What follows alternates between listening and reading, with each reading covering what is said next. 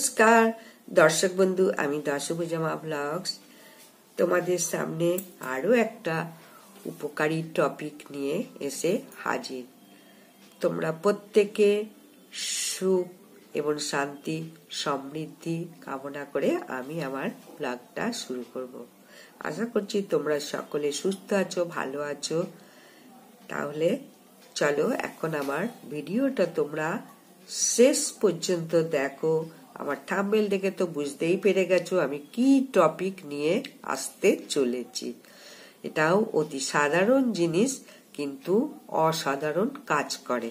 প্রত্যেকেই জানো যে একটি গাছ একটি প্রাণ। এই গাছ যেমন প্রাণ দেয় সেরকম প্রাণ নেয়ও। তাহলে আমাদের জানতে হবে কোন গাছ আমাদের জীবনে উপকার করছে এবং কোন গাছ আমাদের অপকার করছে। এগুলো আমরা যদি না জানতে পারি তাহলে আমাদের মিলেমিশে একাকার হয়ে যাবে। উপকারের জায়গায় দেখবে ক্ষতিই হচ্ছে। তাহলে আমরা আজকে আমাদের টপিক বাড়িতে কোন গাছ লাগাবো বা কোন গাছ লাগাবো না, কোন গাছ লাগালে আমাদের বাড়িতে বিশাল ক্ষতি হতে পারে, সেই ক্ষতিকারক গাছগুলোর কথাই আজকে তোমাদের বলবো। এমনও গাছ আছে আগেকার দিনে কি করত, এই গাছগাছালির ওষুধ দিয়েই মানুষের জীবন ধারণ করত। মানে কোনো অসুখ বিসুখ হলে এই গাছগাছালির ওষুধ দিয়েই বাঁচাতো বা বেঁচে যেত। তা সেটা জানতে হবে, চিনতে হবে, বুঝতে হবে কোন গাছের কি উপকার, কোন শেকড় ধারণ করলে কি রোগ মুক্ত হবে, কি অসুখ ভালো হবে। যেমন এখনো এটা চল আছে জড়িবুটি। জড়িবুটি পা ভেঙে গেলে বেঁধে দিলে সে পা সুস্থ হয়ে যায়। ভাঙা পাকে জোড়া লাগিয়ে দেয় এই জড়িবুটি, এই গাছই। তাই সেটা জানতে হবে, বুঝতে হবে। সবাই তো সেটা জানে না। জানার জন্যে আমি যেটুকু জানি সেটুকু আজকে তোমাদের বলবো। এই যে অনেক গাছ আছে যেসব গাছগুলো আমাদের অনেক ক্ষতি করে, তাহলে একটু লক্ষ্য করে দেখতে হবে বাড়িতে এই গাছগুলো ভুল করে লাগানো নেই তো।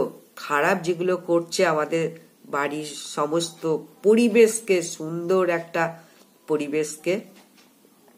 তাহলে ভিডিওতে যেগুলো বলবো সেগুলো কখনোই বাড়িতে লাগিও না। যেগুলো লাগানো উচিত নয় সেগুলো তুলে ফেলো, অবশ্যই তুলে ফেলে দাও, বাড়ির মঙ্গলের কথা মাথায় রেখে। তাহলে এখন প্রথমেই বলবো যে গাছটার কথা, সেটা হচ্ছে তাল গাছ। এই যে তাল গাছ এক পায়ে দাঁড়িয়ে সব গাছ ছাড়িয়ে, একটা রবীন্দ্রনাথের তো কবিতা আছেই। এই তাল গাছ মানে বাড়ির আশেপাশে না রাখাই উচিত বা না লাগানোই উচিত। তাল গাছকে আবার বলে তাল কানা। অনেক মানুষকে বলে তুই কি তাল কানা, কারণ তাল যখন ফল পড়ে কারোর মাথায় পড়ে, কিন্তু নারকেল পড়বে না মাথায়, ওর চোখ আছে, তালের চোখ নেই।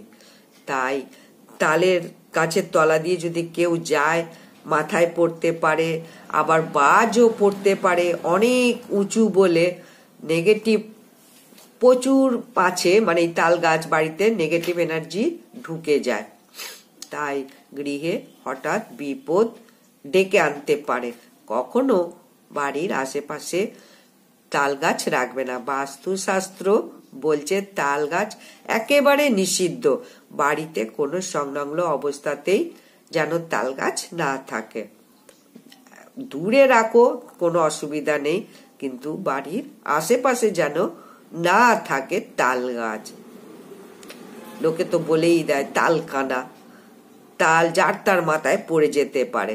আচ্ছা, দ্বিতীয় গাছটা হলো প্রকৃতপক্ষে উপকারী গাছ, কিন্তু গৃহে অবশ্যই অপকারী গাছ। এটা তেঁতুল গাছ, খুবই উপকারী গাছ, কিন্তু বাস্তু অনুযায়ী এই গাছটা যদি গৃহে থাকে সর্বদাই নেগেটিভ শক্তি কিন্তু বাড়িতে বিরাজ করে। তেঁতুল গাছ তাই বলবো কখনো বাড়ির আশেপাশে লাগাবে না। তেঁতুল গাছের তলা দিয়ে রোজ যাতায়াতের ফলে মেজাজ অনেক সময় খিটখিটে হয়, যে কারণে তেঁতুল গাছ বাড়িতে কখনোই লাগানো উচিত না। বাস্তুশাস্ত্র এটাও বলেছে অতৃপ্ত আত্মা এখানে এই গাছে বিরাজ করে, তাই বাড়ির আশেপাশে তেঁতুল গাছ একদম রাখা উচিত না। তেঁতুল গাছের তো অনেক গুণাগুণ রয়েছে, ভেষজ উপকারক গুণাগুণ বহন করে তেঁতুল গাছ।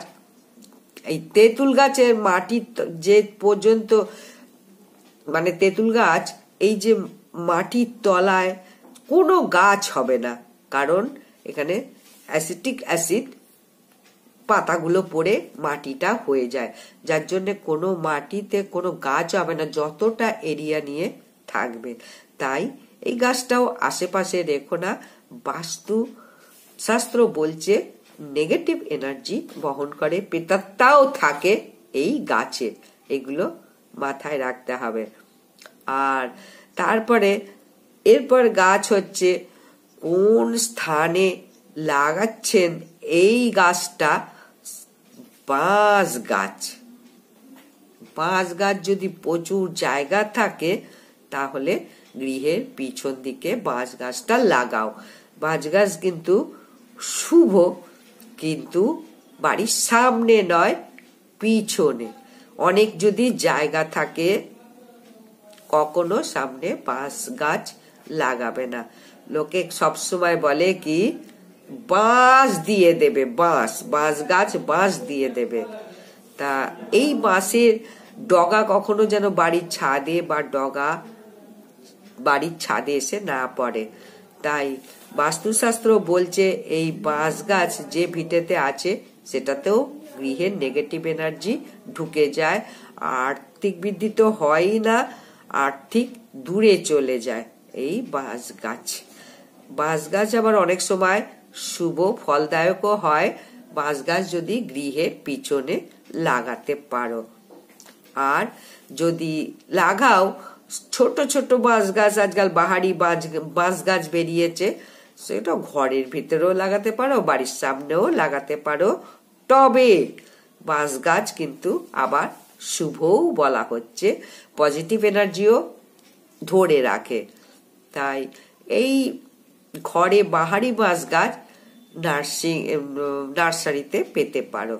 আবার এই বাহারি গাছ খুব সুন্দর শোভা বর্ধন করে।